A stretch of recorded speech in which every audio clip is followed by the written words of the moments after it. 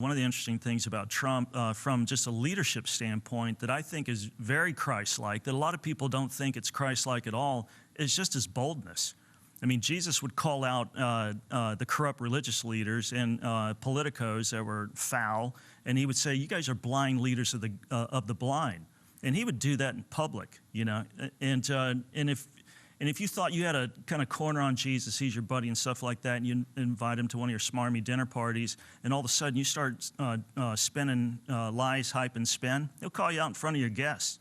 And Trump's boldness, like Reagan had trickle-down economics, I think Trump has trickle-down boldness. Because you look at what happened to, like, Lindsey Graham and Mitch McConnell. Now it's Cocaine Mitch. Can I well, I don't know if I'd go there with Mitch, but Lindsey Graham for sure. Right. I think, look, this is why I write half of the books I write.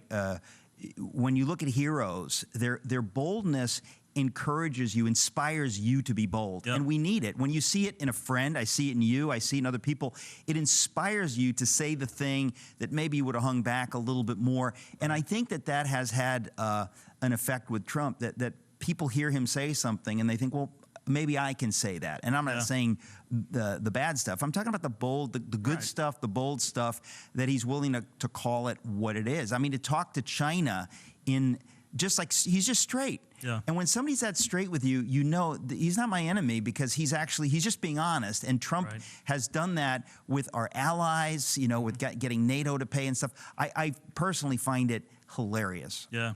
No, I mean, again, you know, his desires to bridge build with, you know, foreign powers and dictators, everybody else is, you know, scared, you know what, to even get into dialogue with him. But, you know, him being forthright and plain dealing, as the Puritans used to say, is, to me, it's very Christ-like.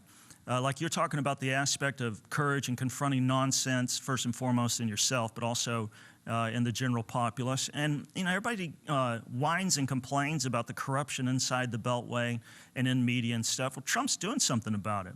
And that courage, man, that boldness, that's a Christian trait. It used to be. I mean, you wrote the book on Luther and stuff. You look at the way that that 16th century Augustinian monk took on the whole planet, at least from a religious standpoint, and he wasn't doing nice little tracts and little statements. If America wants revival, reform, renaissance, and they want it now, then you know what's going to happen? Prophetic wrecking cranes are going to come in, and it's going to get messy before it gets better, because you get these stale idols that everybody's been worshiping and clapping to and beholden to, and you get a prophet in there, he's going to mess things up. And I think Trump has got, from a presidential standpoint, that prophetic edge, and I dig it, man. I think it's a breath of fresh air.